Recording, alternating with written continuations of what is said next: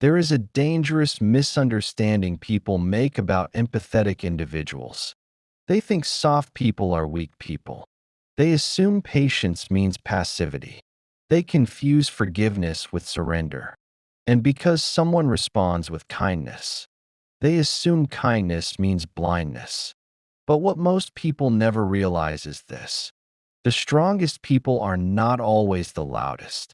Sometimes, the strongest people are the ones carrying emotional pain so quietly that nobody notices how heavy it has become. And that is why people misunderstand empaths. Because empathy does not make someone fragile. In many cases, it makes them incredibly resilient, not because they avoid pain, but because they survive emotional experiences that would quietly harden most people beyond recognition. They sit inside grief longer. They absorb tension longer. They tolerate emotional confusion longer. And for reasons even they sometimes struggle to explain, they continue hoping long after logic says they should stop. That is the beauty of empathy. And sometimes, the danger of it too. Because deeply empathetic people often love in ways that are invisible to everyone around them. They notice emotional shifts before words are spoken. They sense distance before silence fully arrives.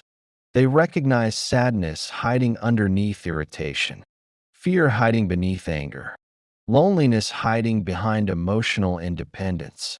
And because they understand emotional pain so intimately, they often become experts at giving people grace, more grace than most people deserve. That is the part many people misunderstand. Empaths do not stay because they are naive. They stay because they understand. And understanding can become dangerous when it starts replacing self protection. Because when you naturally see the wounded parts of people, you begin making emotional excuses for behavior that hurts you. You tell yourself, they are just overwhelmed. They are stressed. They are scared. They had a hard childhood. They just need patience. And sometimes, those things are true. But emotional truth does not automatically make emotional damage harmless. Someone can be wounded and still wound you. Someone can love you imperfectly and still leave emotional bruises they never fully acknowledge. This becomes one of the hardest lessons empathetic people ever learn. Because empathy sees potential, but healing eventually teaches you to see patterns. And patterns tell a very different story. The truth is, most empaths recognize emotional inconsistency far earlier than people realize. Much earlier, usually before confrontation ever happens, before arguments begin, before emotional distance becomes obvious to everyone else. The empath already feels it: the delayed energy, the colder tone, the missing warmth, the strange emotional hesitation where closeness used to exist naturally. People assume empathetic individuals miss red flags, but many times, they notice everything. They simply hope things will improve before reality forces a painful decision. Because deeply empathetic people are often emotionally loyal to possibility, to the version of the relationship they know could exist, to the version of the person they keep catching small glimpses of underneath the dysfunction. And if you have ever been an empath, you probably know exactly what that feels like: the exhausting hope, the emotional bargaining, the quiet conversations inside your own head. Maybe if I communicate more clearly, maybe if I stay patient, maybe if I explain it differently, maybe things will finally change. And for a while, that hope feels noble. It feels loving. It feels compassionate. Until one day, it starts feeling heavy. Because emotional intelligence comes with a hidden burden. When you understand people deeply, you also understand their pain deeply. And once you understand somebody's pain, it becomes dangerously easy to tolerate behavior you should never have normalized. You stop listening to actions.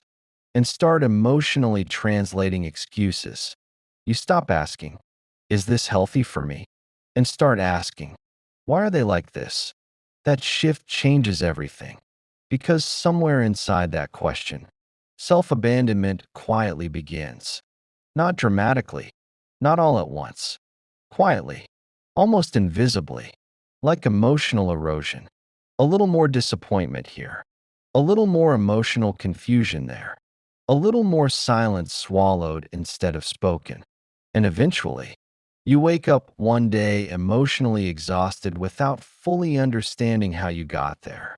That is what many people never understand about empaths. Empaths rarely break suddenly.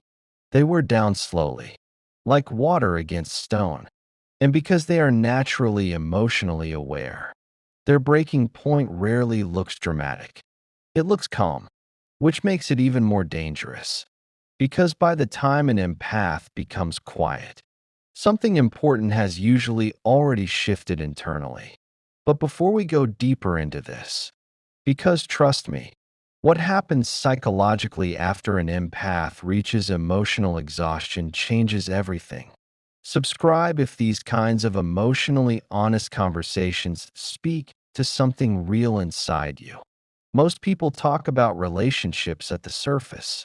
Here, we talk about the hidden emotional patterns people rarely admit to themselves. The truth is, most people only notice an empath is struggling after the emotional energy begins disappearing. That warmth they once offered effortlessly, that emotional reassurance, that patience, that softness.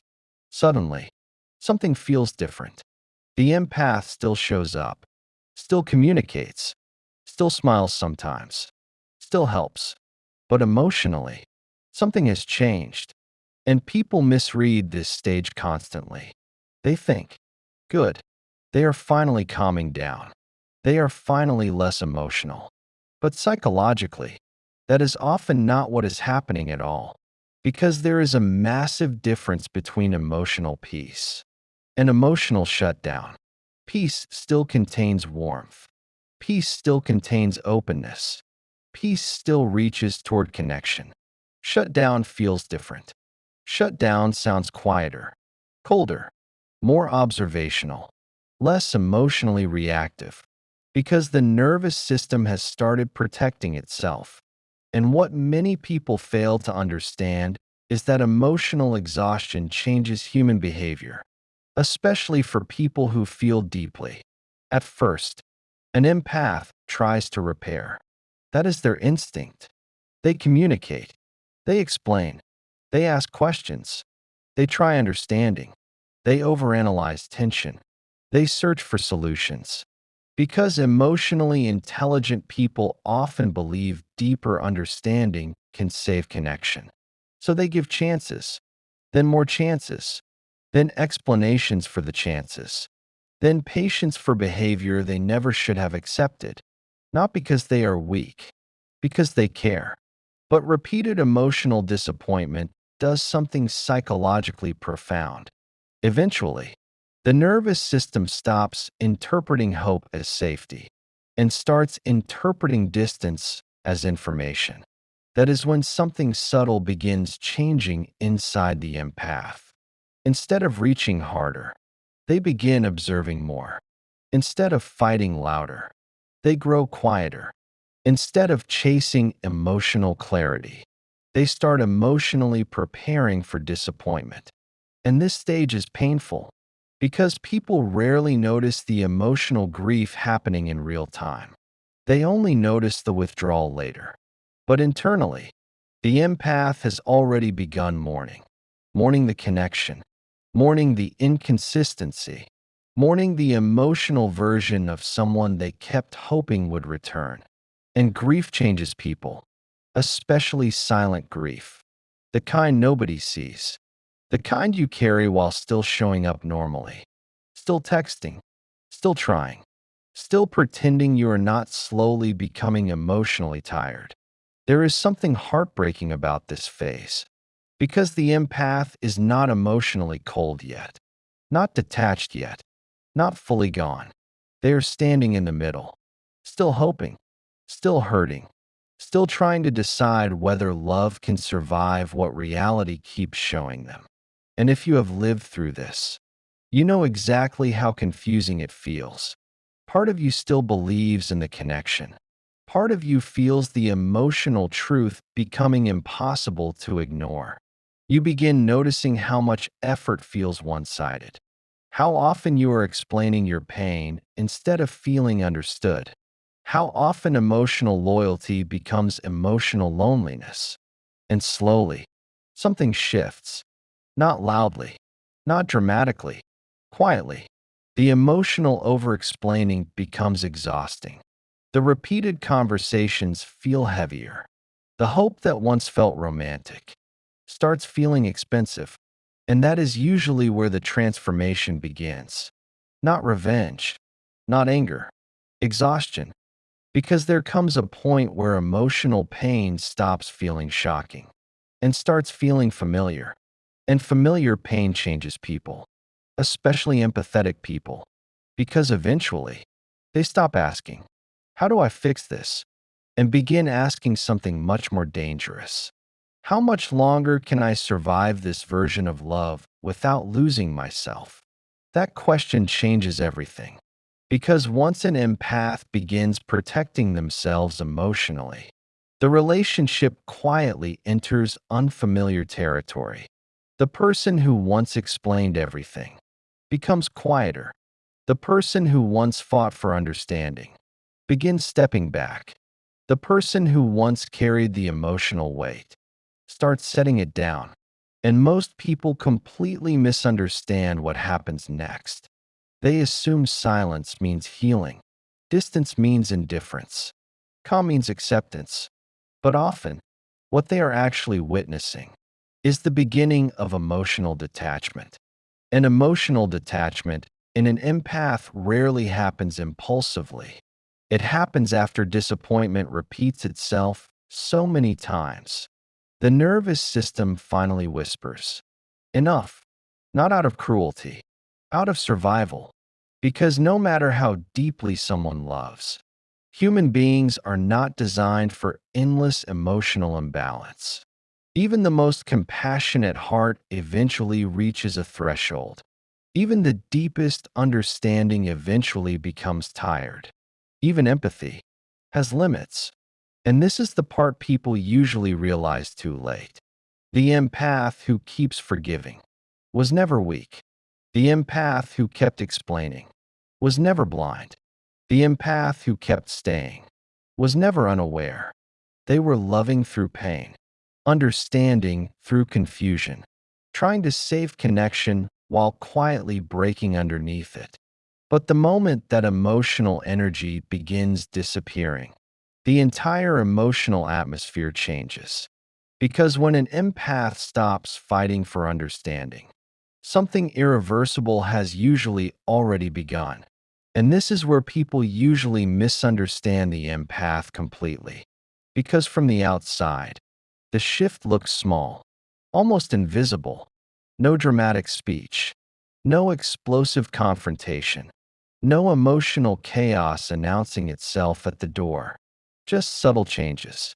The replies become shorter. The emotional energy becomes quieter.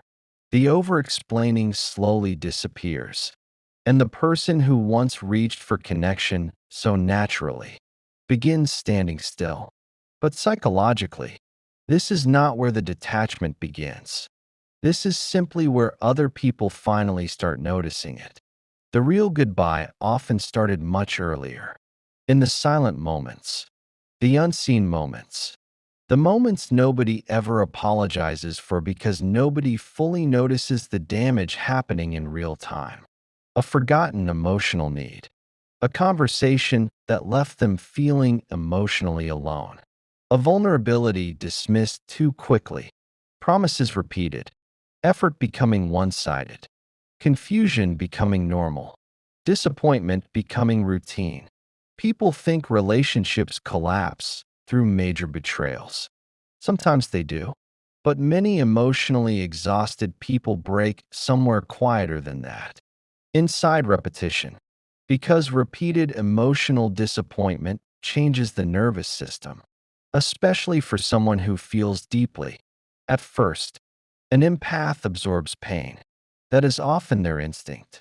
They rationalize, they empathize, they search for emotional context, because understanding feels safer than accepting loss.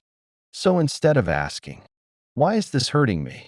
they ask, "What happened to them?" And that question can keep someone emotionally trapped far longer than they realize. Because compassion without boundaries becomes self-erasure.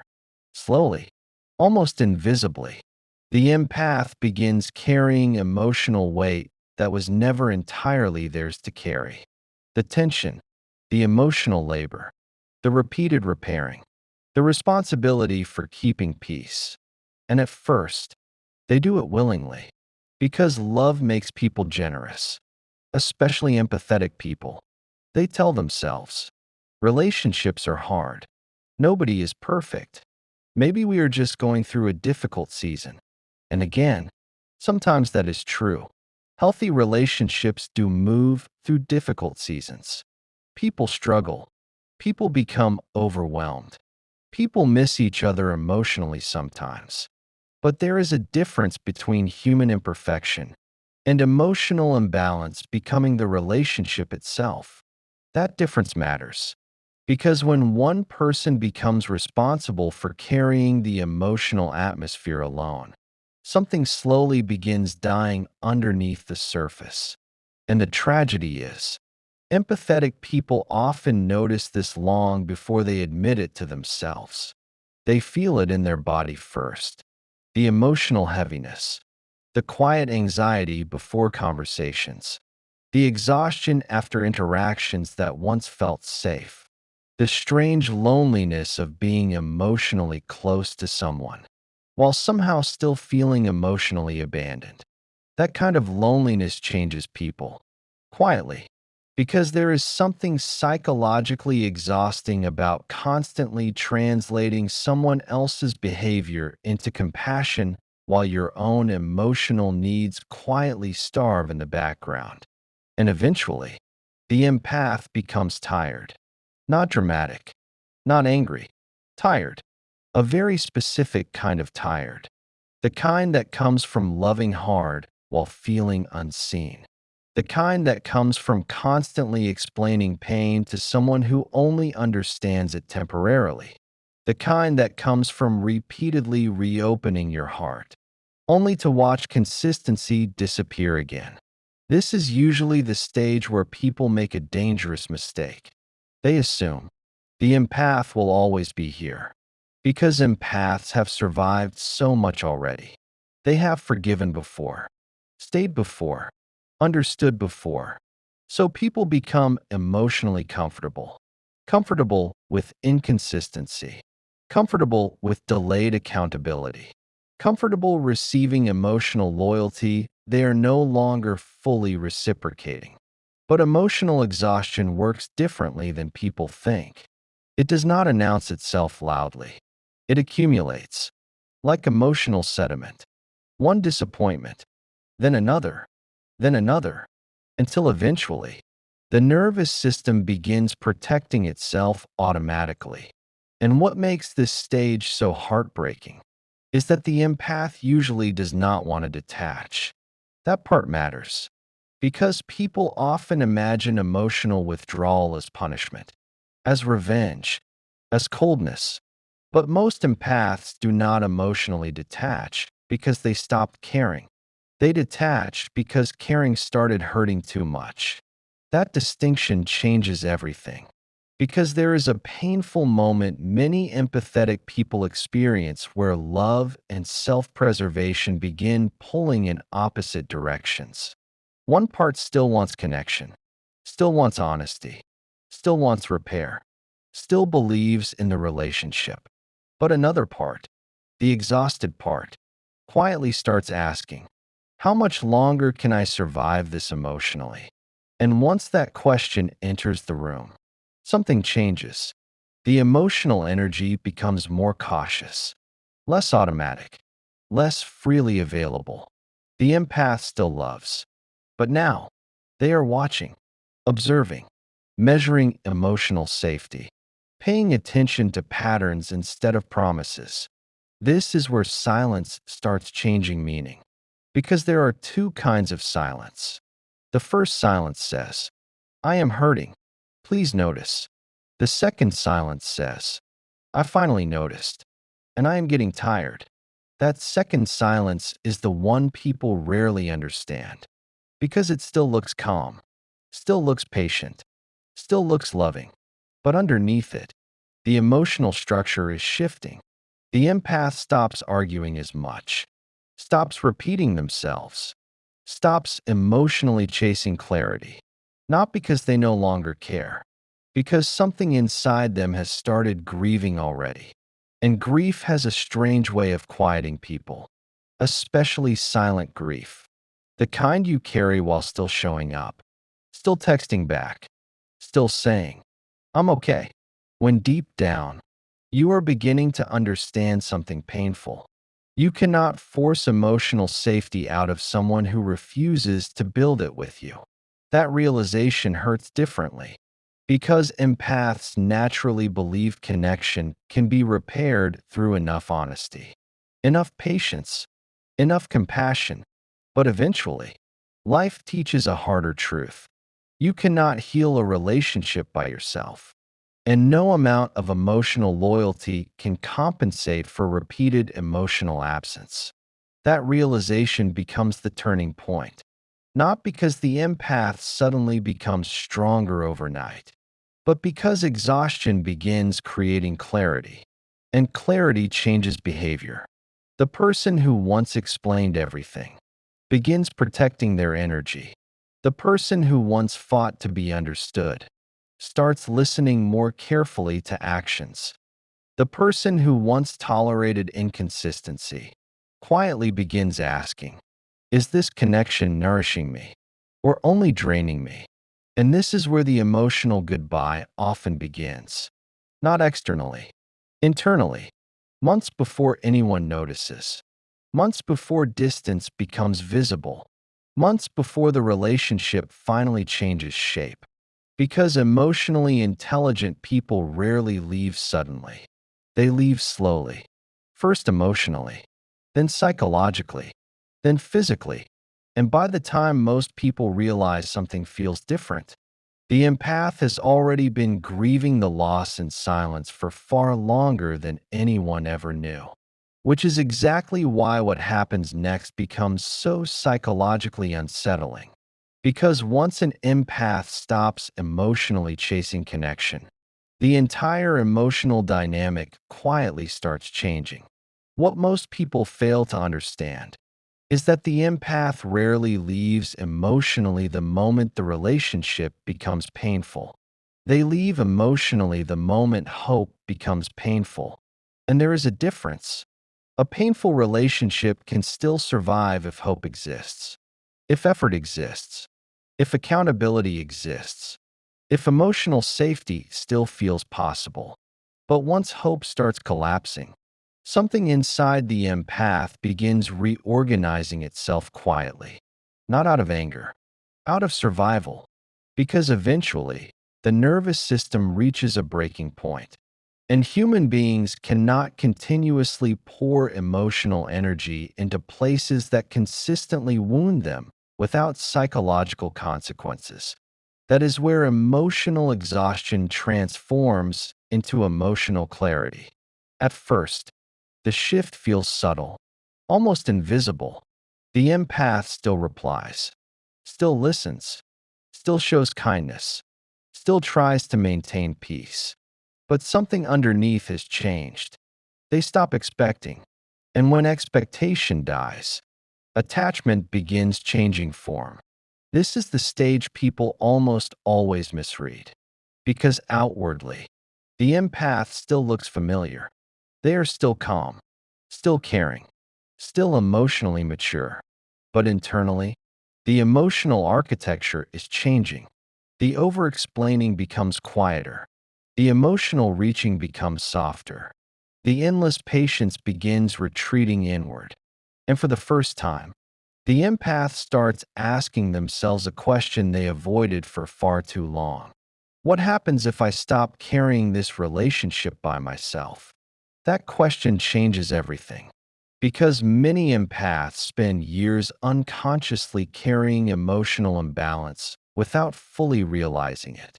They become emotional stabilizers, the translator, the peacemaker, the one constantly smoothing tension, repairing conflict, managing emotional atmospheres nobody else seems willing to manage. They explain away hurtful behavior, make excuses for inconsistency, convince themselves somebody's wounds justify emotional neglect. Because empathy makes people incredibly compassionate. But compassion without boundaries becomes self-erasure. And eventually, the body notices what the heart keeps trying to forgive. The exhaustion begins appearing in strange ways. Less emotional excitement, more mental fatigue, a heaviness that feels difficult to explain. The nervous system becomes tired because carrying emotional labor for two people is exhausting, especially when appreciation becomes inconsistent, especially when emotional safety keeps disappearing, especially when kindness starts feeling expected instead of valued. This is where something psychologically profound begins happening. The empath stops trying to convince people to care. That sentence matters more than most people realize. Because emotionally wounded empaths often spend years unconsciously trying to teach others how to love them properly. They explain their needs carefully, communicate gently, offer patience, offer understanding, give second chances, third chances, sometimes 15th chances, hoping emotional honesty will eventually create reciprocity. But eventually, a painful realization begins settling in. You cannot communicate somebody into emotional readiness. You cannot love somebody into accountability. And you cannot heal somebody who benefits from staying emotionally unavailable. That realization hurts deeply because empaths rarely stop loving suddenly. They stop hoping slowly. And slow heartbreak changes people differently. It is not explosive.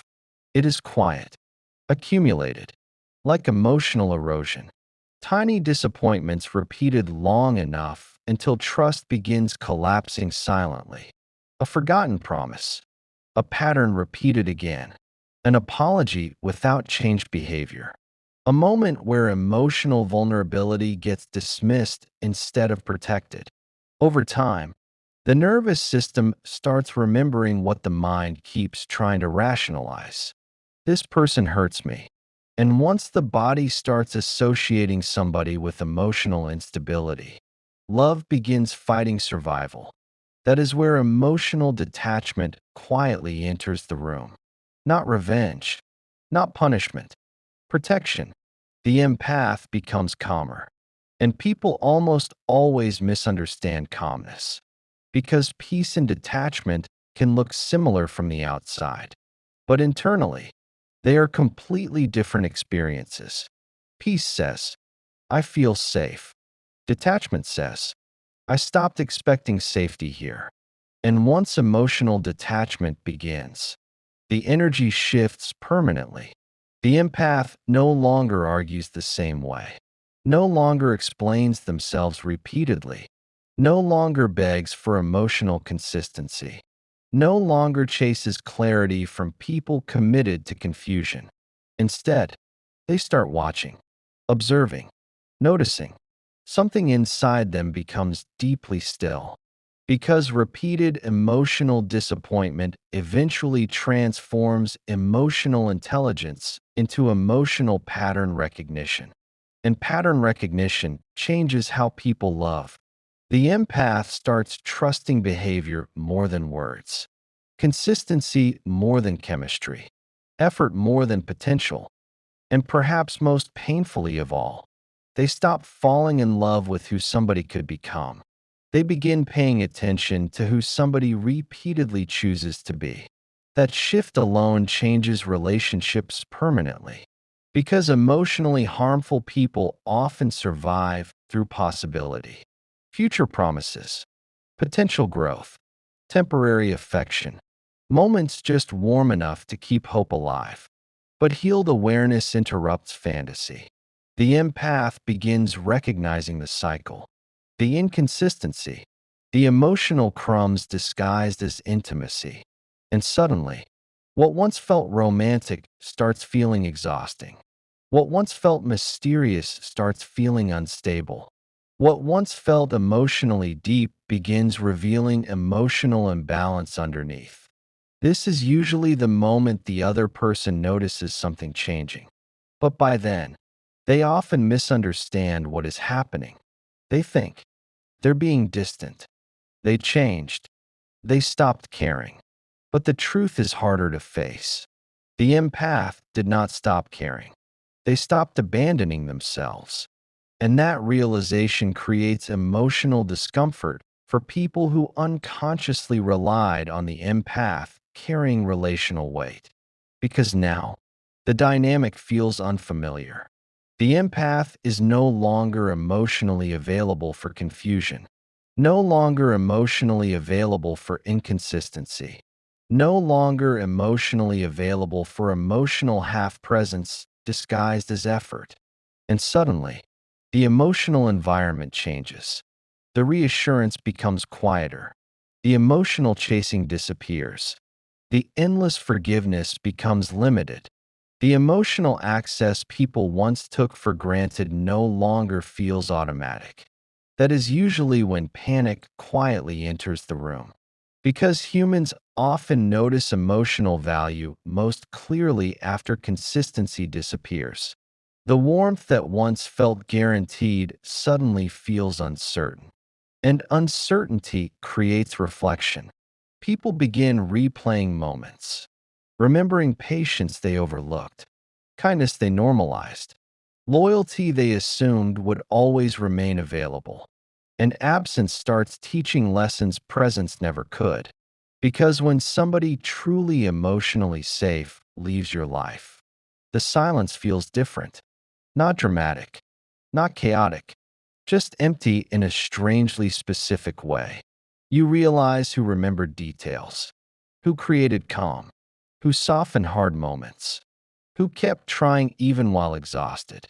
And by the time many people understand the emotional value they lost, something painful has already happened. The empath has started emotionally moving forward, quietly, internally, without announcements, without revenge, without needing the other person to finally understand. Because healing teaches empaths something heartbreaking but liberating. Closure is not always mutual. Sometimes healing means accepting that somebody may never fully understand what they lost and still choosing peace anyway. Because eventually, the empath stops asking, "How do I make this relationship work?" and starts asking, "What kind of relationship allows me to remain myself?" And that question changes everything. Because when emotional maturity finally arrives, love stops feeling like endurance, stops feeling like emotional labor, stops feeling like carrying somebody emotionally while pretending the weight is equal. Instead, love begins feeling safer, more reciprocal, more honest, less chaotic, less confusing, and strangely, that is often the moment somebody from the past finally notices what they had. But timing has consequences, because when an empath finally learns the difference between love and self sacrifice, they rarely unlearn it. Because when an empath finally learns the difference between love and self sacrifice, they rarely unlearn it. And this is the part people are often least prepared for. Because many assume empathy means permanence. They believe the empath will always return, always understand, always forgive, always leave the emotional door unlocked. But there is something most people never realize until it is too late. Empaths do not leave when they stop loving. Very often, they leave when loving starts requiring too much self-abandonment. That distinction matters, because from the outside, the ending can feel sudden, cold even. One moment the empath seemed patient, present, trying, and then suddenly, they feel emotionally unreachable, different, detached. But psychologically, the ending rarely happened overnight. It happened through accumulation. Tiny moments, repeated moments, moments people dismissed because consequences did not arrive immediately.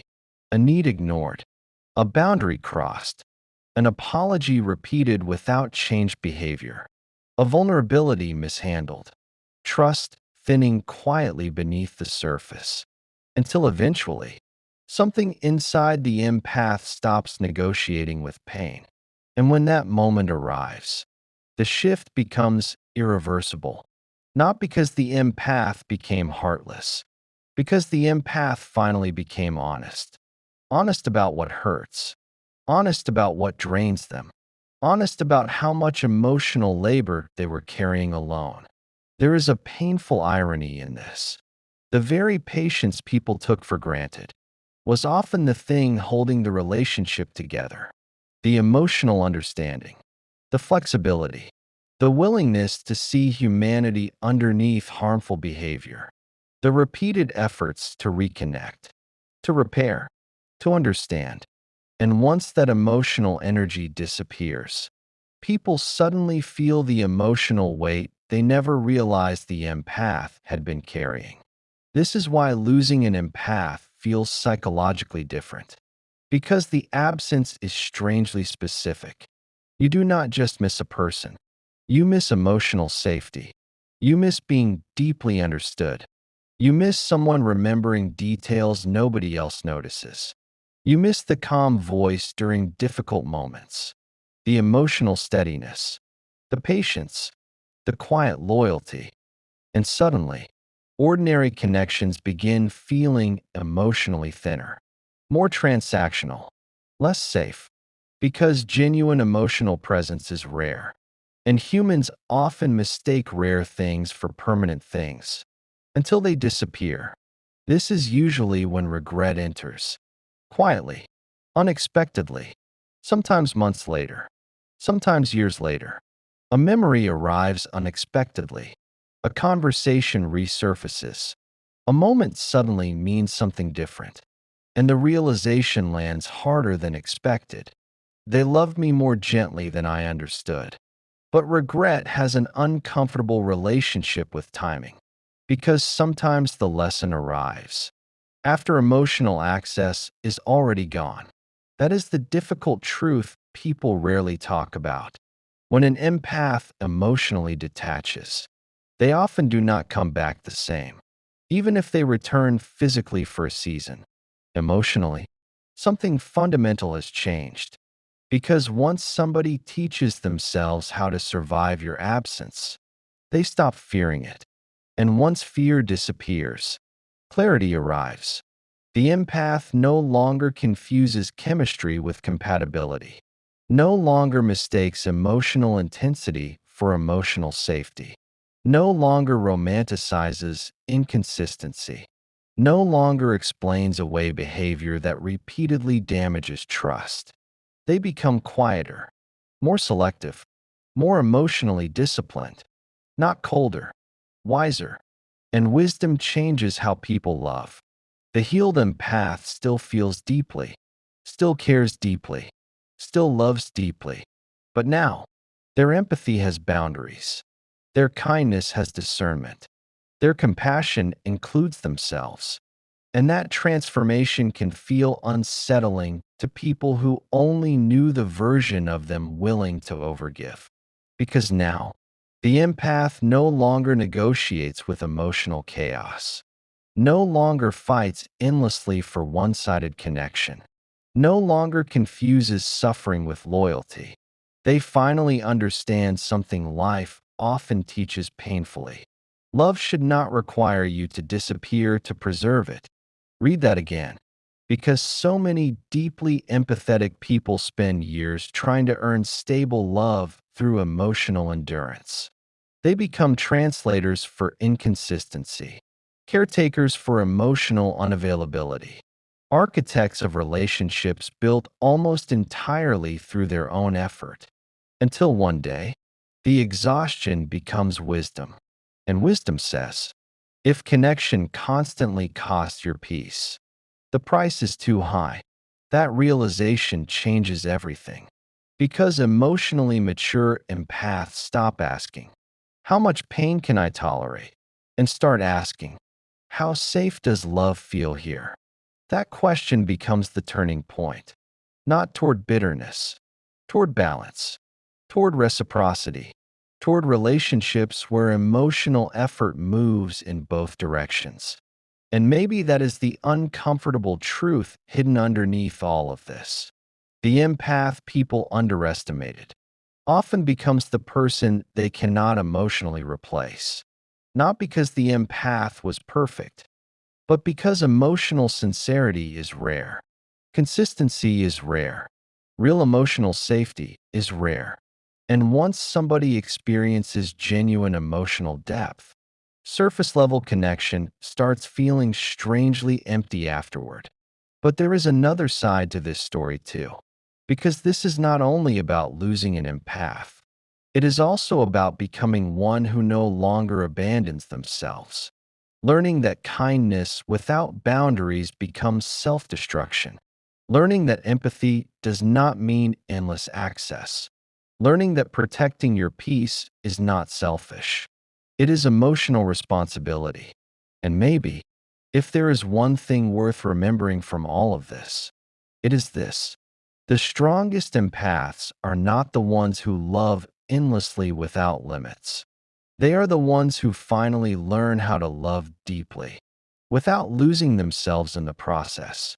If this spoke to something you have lived, or helped you understand a part of yourself you never had words for, subscribe to the Inner Odyssey.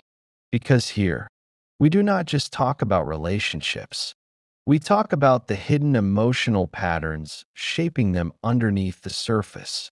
And tell me in the comments, what changed inside you after emotional pain taught you a lesson you never wanted to learn?